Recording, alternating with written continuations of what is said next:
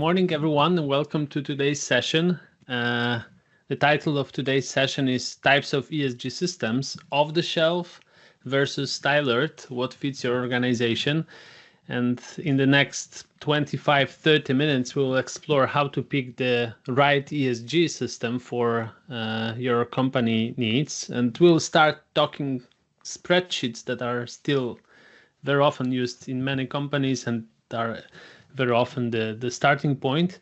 And we will finish with the fully integrated architecture. My name is Marcin Kubica. I'm a business unit lead leading the team that works in the data and analytics world. And joining me today, Wojciech Pastyrczyk, ESG system expert. Great to have you here, Wojciech. Yeah, hi Marcin, hi everyone. Great to be here. Last time, because it is our series, we call it ESG Tech Talk series. Last time we talked about what companies expect from ESG systems, some challenges, some data issues, and reporting expectations. And today we will go a little bit deeper, and we will talk about how to choose the right ESG system depending on your company's maturity, data landscape, and strategy. And we will start from the basics, why technology is essential for ESG, and move toward practical architecture examples. In the meantime, if some questions will appear, please don't hesitate to put it in the chat. After this part, we will try to answer it. So Wojciech, to start with, there are many companies that still heavily rely on Excel files, Excel spreadsheets. They keep them in the folders, they keep them in the SharePoints. Your opinion, is it something that should be avoided, or perhaps it's a natural first step? It's really good starting point. And from my perspective, it's absolutely natural that companies start with the Excel. Because Excel gives flexibility and lets you quickly test your KPIs, indicators, some also reporting structure. If you would like to build some kind of process, it is also good to start with the Excel. But problem comes when data grows, when we have some multiple locations, some new facilities appear, and then we realize that we have chaos versions, some inconsistent numbers, and actually zero audit trail. So that's when you start hitting the limits. So yes, Excel can survive at the start, but from the very beginning, it's smart to plan what could be automated. For example, importing from ERP, validating data, aggregations, and etc. So the idea that you are conveying, Wojciech, is that Excel is fine for early stages, but even if you use Excel spreadsheets, you perhaps should already start thinking about scale and automation, because processes will grow. Most likely the companies wish to expand in ESG reporting, and maybe even decision making based on ESG data will grow. So it's good to think about something bigger, something that can work at scale. Yeah, exactly. So the goal isn't to replace all Excel overnight. It's to identify where it's worth to automating. So when you move to an ESG system, the transition will be much more smoother. It's also worth to mention that even templates for ESG systems are often in Excel format, so we will not abandon Excel at all. All right, so let's move on. Let's go further. Let's assume that a company decided, okay, we need to outgrow Excel spreadsheets. We need to find something bigger. What options do we really have? What's available in the ESG systems landscape today? Yeah, I will divide it into three particular categories, but later on I will also explain that sometimes these categories are overlapping. So first of all, we have like off-the-shelf tools. So pre-built systems with standard modules like emissions reporting, maybe some basic lifecycle assessment. They are often fast to implement within some minimal setup. Also, the engagement from the ESG team is there some limited, and actually it's a good point. But there are some downsides. So they have like a limited flexibility. And within that off-the-shelf tools, we have like a default emission factors, default models that are often require some customizations. The second option is some kind of modular platforms. For example, a Microsoft Cloud for Sustainability integrated with Microsoft Fabric. Microsoft Fabric is a data platform. So within this modular platform, you can start small. So first of all, you can take an off-the-shelf tool in it and add some modules like procurement, like supply chain, like some other tools for other KPIs. And within the modular platforms, the big advantage is that it integrates well with ERP and Power Platform, especially when you, for example, orient it with one technology stack like SAP, then you can really build a nice architecture within and nice modular platform. And the third one are the custom built tools. So they are specially tailored for company processes, for company data and KPIs. And they are actually give a maximum flexibility, but they are also quite limited when, for example, you have a really broad enterprise and sometimes are quite expensive. But reality is that companies often goes hybrid.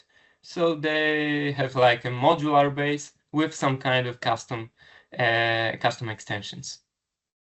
Well, so if I was to summarize what you've said, Wojtek, is that it seems that even if someone buys a system off the shelf or decides to use a platform and build your own system, there is a need for modules. The modular architecture is good because you can add additional bricks. You can adjust the whole ecosystem to the needs of the company. And when I think about our experience as Clouds on Mars, we often build systems for large enterprises, for example, giants in FMCG world, and these are usually custom-made systems because their business model is so complex that they really require building something custom.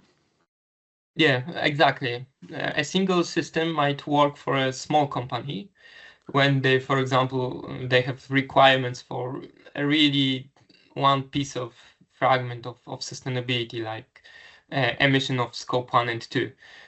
So it will be enough to have one tool. But when you are an enterprise that have a lot of regulations, a lot of stakeholders that are asking for particular data, then you have to think broaden.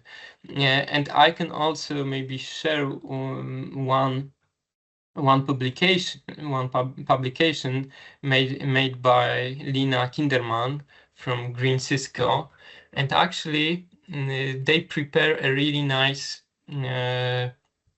sustainability software landscape, where you can see that for particular them, for example, EUDR regulation, you have to have a really concrete tool, and there is no tool that will handle all sustainability landscape. Maybe Greenly is like with the half of it, but actually you will need more broadened architecture within the bunch of tools to actually fulfill the whole sustainability software landscape. And what I would like to also show you is with this graph is how many identified tools we have on the market regarding sustainability. And actually, what you see, I suppose it's just the half what is already available on the market. Well, that's impressive graph. It shows, first of all, it shows how many areas of the ESG topic that there are, and there is also the huge number of vendors and huge number of tools, as we can see in this graph. I see that, well, some names are perhaps not well known, but there are some big names in this graph. I see SAP, I see Salesforce, and I see Microsoft, and it's interesting because it seems that Microsoft is in so many places, but at the same time, it's perhaps, well, it's for sure a company that we are all familiar with, but we know that Microsoft is strong in data processing, data platform reporting, business intelligence, and the ESG falls into this bucket of business intelligence. So. Can we zoom in, Wojtek, on Microsoft approach? And you've mentioned Microsoft already. So what makes it a good example of the ecosystem idea? Yeah, I have also prepared some sample architecture. So I'll also show you that we established some long time ago, but actually it's valid today. One moment.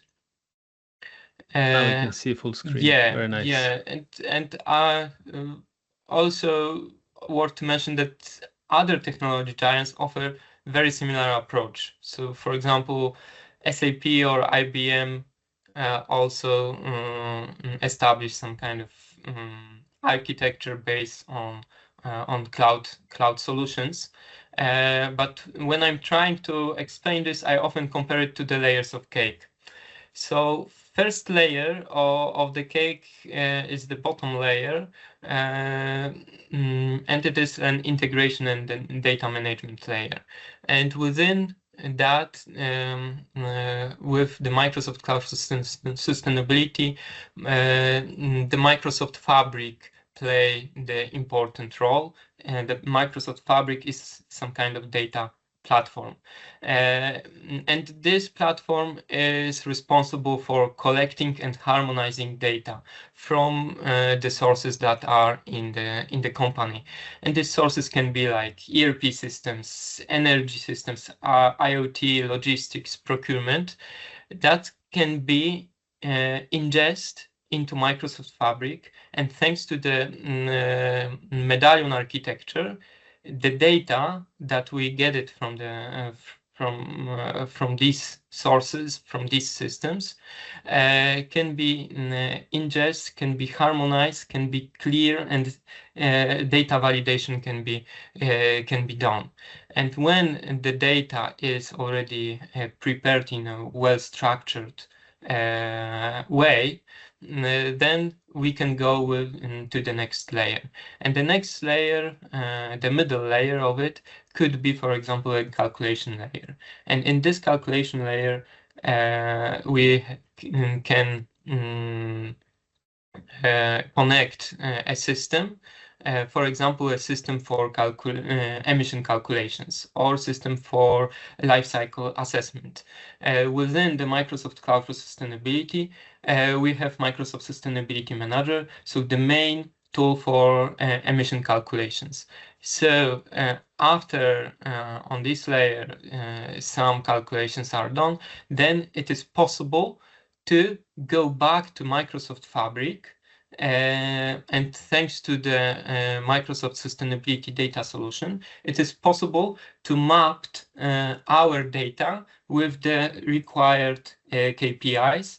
And these required KPIs can be also aligned with the standards. So, for example, GRI standard or ESRS standards.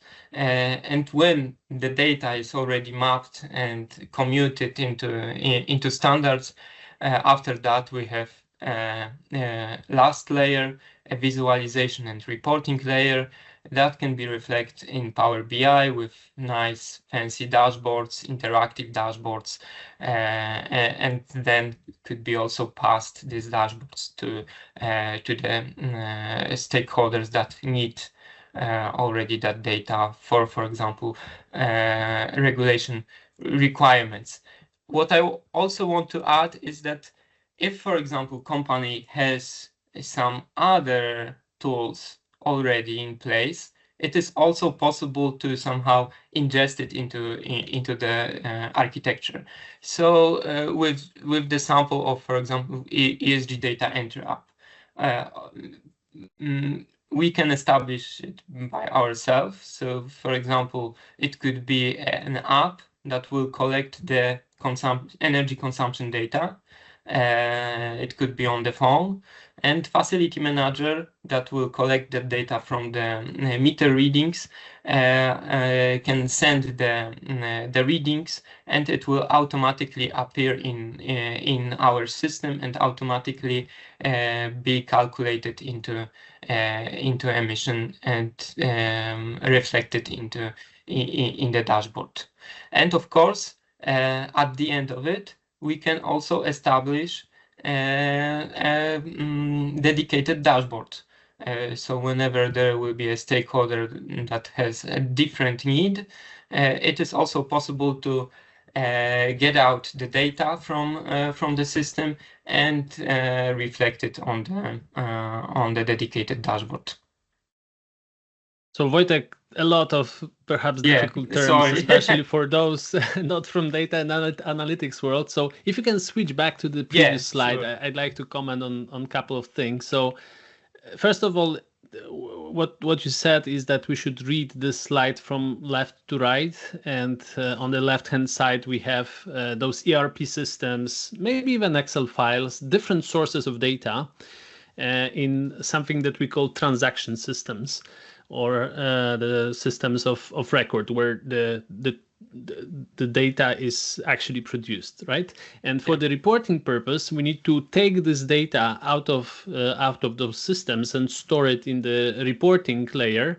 And this is the first layer, bronze layer. By the way, you mentioned medallion architecture. It should remind us of the three colors of the Olympic medals, right? Bronze, silver, and gold. So the first layer, bronze, is the one that is used to take the data out of the systems and store it immediately. Then we do some cleanup, some validation, some verification, and the last layer, the gold layer, is the layer that is used to have the data ready for further use. For example, adding some mapping, as you said, or send it to a dashboard that can be used to consume the data. But this slide also shows one more interesting element. It mentions Microsoft Power Platform. Sometimes there is a need to add some, to have in the reporting system some additional data, and Microsoft nicely gives us those elements or those solutions that can help us enrich this data or manipulate the data if needed, manipulate in a positive way.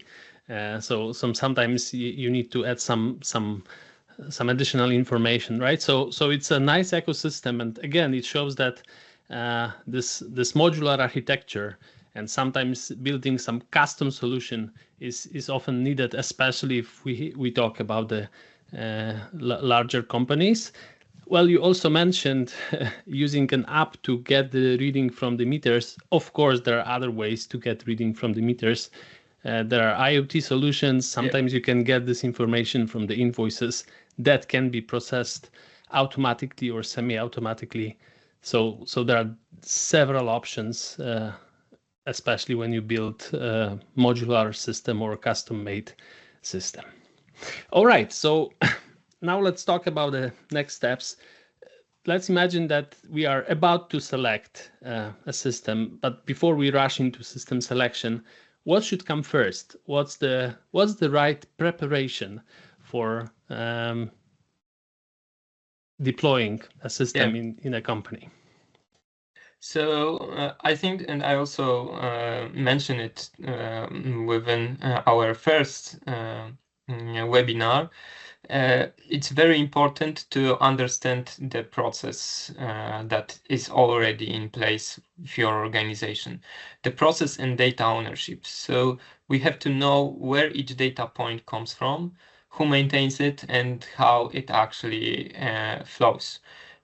So very often is that when some company want to implement ESG system, it is worth to make some kind of ESG assessment to realize where actually we are when it comes to the data.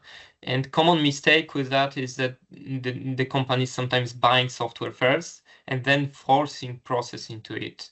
And the better is to design a clean, efficient process first, or maybe somehow trying to develop a process that is already, and then pick a tool that supports this process, or the tool that is able to actually customize the process and customize the tool. And also it's good to not to go like a big bang. Start small from scope 1 and 2, for example, for emission calculations. See how this tool is effective, show the value of the tool, see the value, and then try to scale it up, then try to put up a new automation, new connections, and see how it flows. Well, what you just said reminded me of a couple of famous sayings in the world of data analytics and automation. First of all, garbage in, garbage out, right? So we want to make sure that the data we are pushing into the system is a good data, is a trustworthy data. Of course, we will do some cleanup, especially if we build this medallion architecture. There are ways to clean up the data, but it's not that system will solve magically all our problems, right? We need to make sure that the data is correct and complete. There are, of course, also ways to make corrections of the data, how to heal the data, improve the quality of the data. And the second thought that I have is that we do not automate bad processes. Whenever we think about implementing an ESG system, it's really for automation, right? Because we don't want to crunch all this data manually. We want automation to do this for us. And it makes sense. You said that step-by-step implementation gives faster results and less risk. It also makes me think about the work that we've recently done with one of our partner. We started partnership with an automotive company on improving their process, maybe not related to ESG, but we've noticed that there are several ideas what can be done, but we often ask this question, okay, guys, so what is the element that will bring the highest impact? What will bring the most value for you?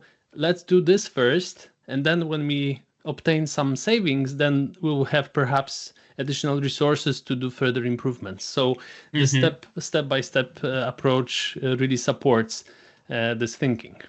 Yeah, and when you deliver value of it earlier, you can also learn the process and have more aware team of what actually ESG is and what data is, what data quality is. So it's really important to make it step by step.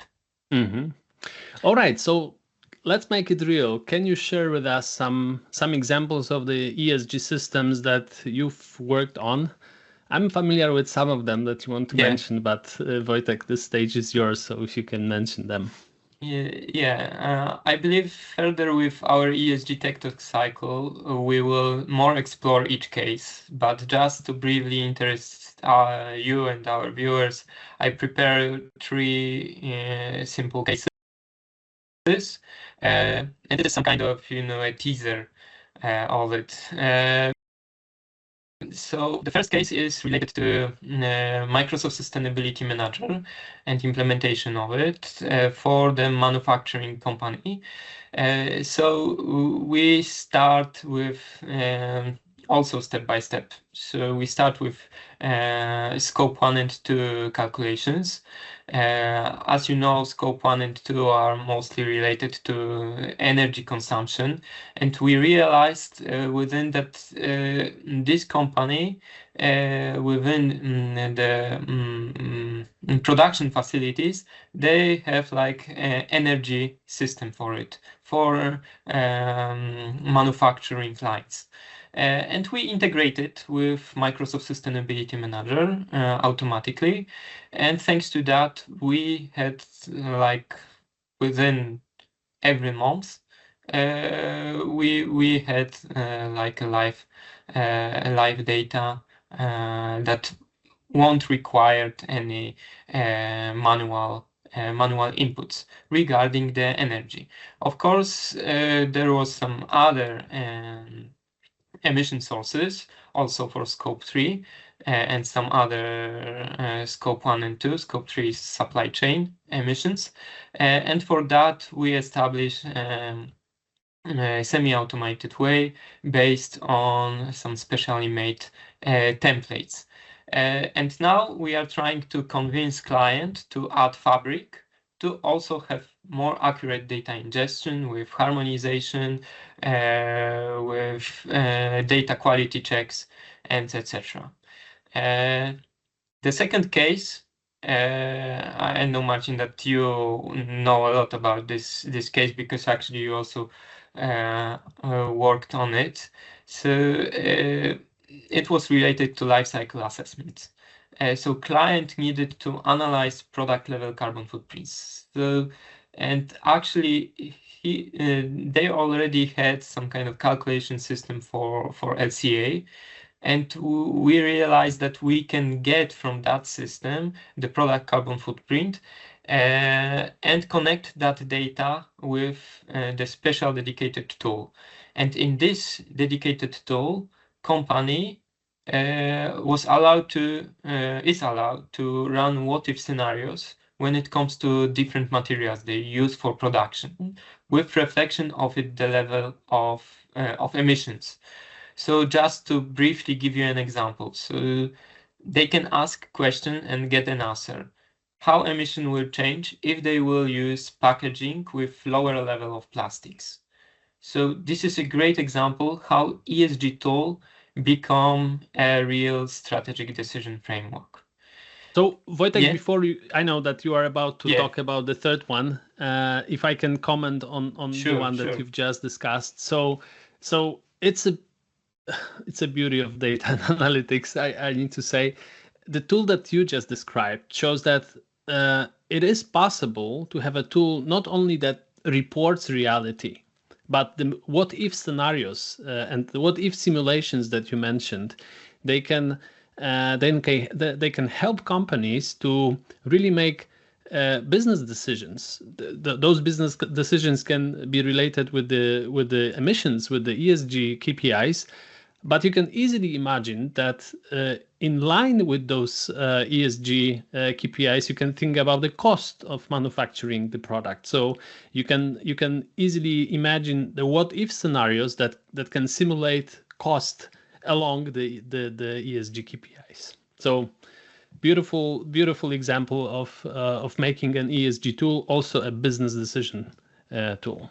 Yeah, and it is also quite important when companies are in line with, for example, science-based targets initiatives, so SBTIs, some climate goals. So it also helps, to be in line with what actually their ESG goals are. And third case is related to corporate decarbonization planning. And I know that you know a lot about it, and it is something very important for your team. And I hope to exclusively present it in the ESG Tech Talks. So just briefly, just to teaser, we developed a tool that despite metrics and this reporting layer has a possible to include decarbonization projects into it with costs and emissions levels.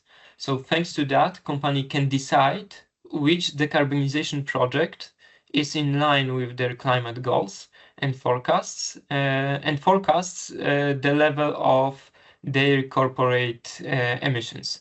So this tool helps prioritize investments strategically and estimate where organization will be in the future regarding what I also mentioned, their sustainable goals. And again, this tool is interesting and really close to my heart because I come from the automotive industry and from the quality department, from the quality area, and there is this famous Deming cycle that consists of four elements: plan, do, check, act, and you start the cycle again from planning based on what you've seen in the previous cycle. And this last tool, you entitle it Corporate Decarbonization Plan, is again not only a reporting tool, but a management tool that somehow creates those guide rails for teams to make sure that their ambitions in terms of ESG KPIs are fulfilled, are planned correctly, and they can of course observe the actuals and they can make corrections. But there is also an approval process. So not only those who are physically responsible for bringing those KPIs, but also the management teams can be fully aware of what the company and each team is planning to do to work toward their ambitions.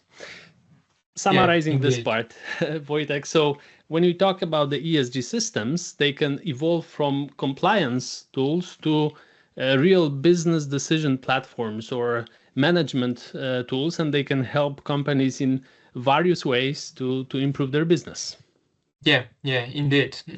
So actually, it's also worth to see that these ESG systems is not like a reporting or visualization layer only. It's like a real decision and management platforms. Excellent. Wrapping up, Wojtek, we are heading toward the end of our Tech Talk today.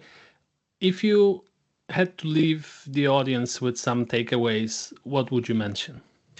Yeah, so first of all, that there's no single perfect ESG systems. So it's really worth to look at it, what is suitable for your organization, what fits your organization's maturity, data, and actually goals and needs. It's good to start small, even from the Excel, but think long term. So design it for scalability. And of course, it's really important to understand your process before you buy a tool.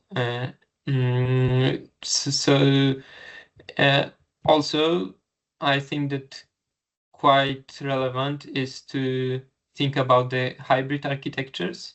So combining modular and custom are often the most effective one. And actually, these hybrid architectures are quite necessary when you have a really complex enterprise. And remember that the system is just a tool. It's your process, people, and data that actually make it really valuable.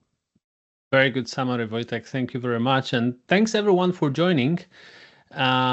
Now we would like to open a Q&A session, so feel free to drop your questions. You can use chat or Q&A feature of this webinar. We'll be very happy to answer those questions. Yeah, exactly. If not, we also have some warm-up questions. So Exactly. so we can help you with the question. So we have the first one, Wojtek. Yeah. Diane is asking, can we get the slides? Yeah, for sure. Yeah, and we can send you these architectures, and of course, if there will be a need for some other explanations, we are also open to for contact. So let me start with one warm-up questions. Yeah, sure.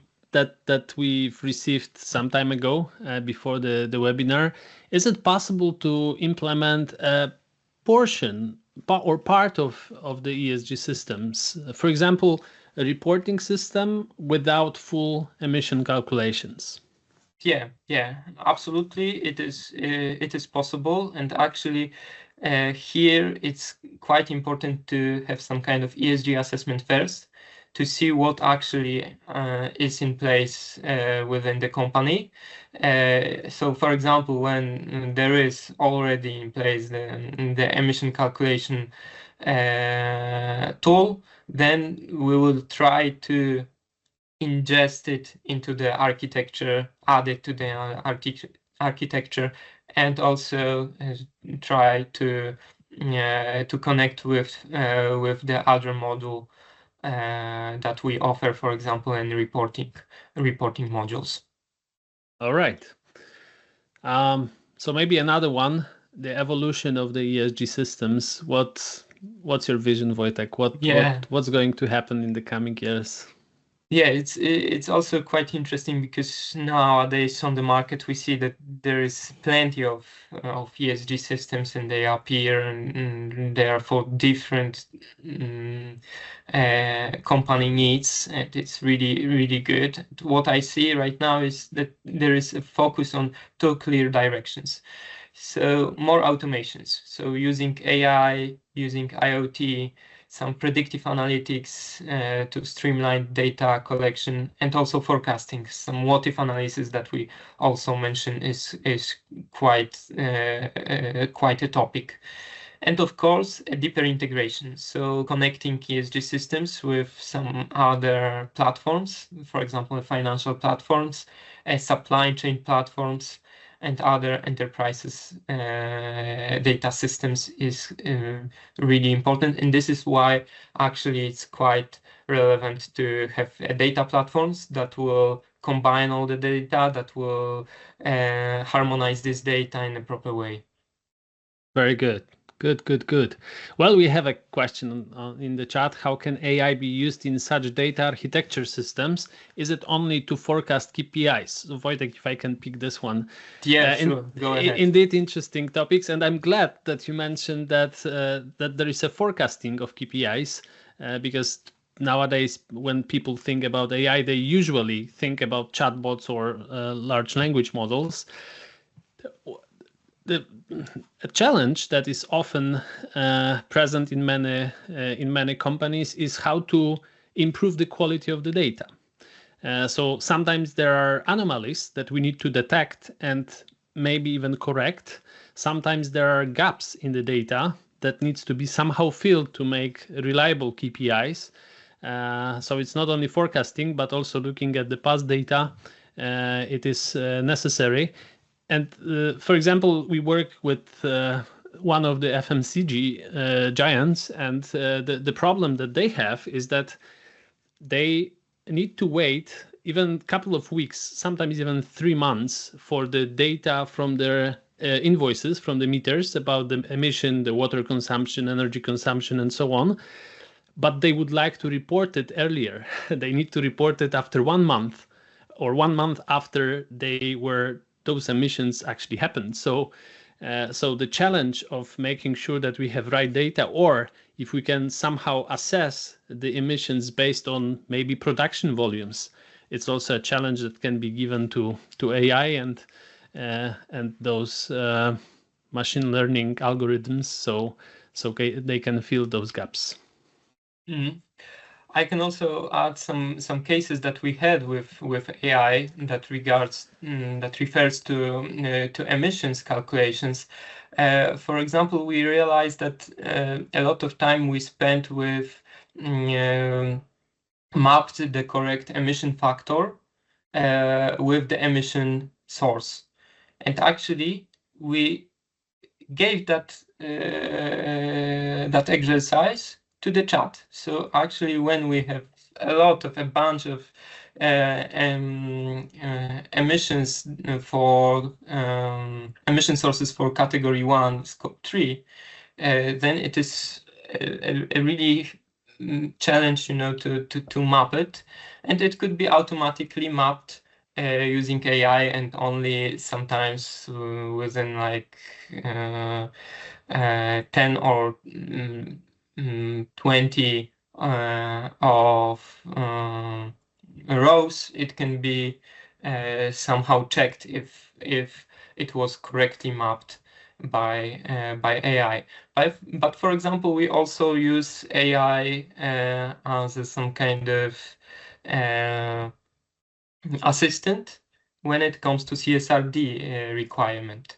So we have like ESG reporting assistant that has already all of the regulations already put in the base, and actually he can search it through the specially made base and reflect the answers with the sources from the CSRD requirement. So this is also the case that can be really nice when you have a lot of